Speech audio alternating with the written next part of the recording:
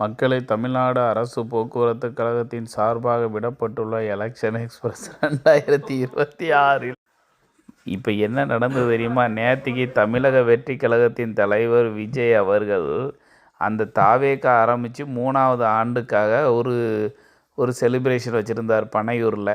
அந்த விழாவில் நம்ம பாடகர் வேல்முருகன், நாட்டுப்புற கலைஞர், நாட்டுப்புற பாட்டு, அந்த பாட்டு பாடுவார் அழகா வேல்முருகன்.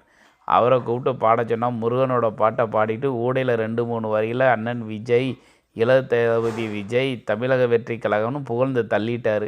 இதை திமுக கிடைச்சா விடுமா? லைட்டாக ஒரு தீ பொறி கிடைச்சாலே விடாது. இது கற்பூரம் கபகபன்னு எரியுதை விடுவாங்களா?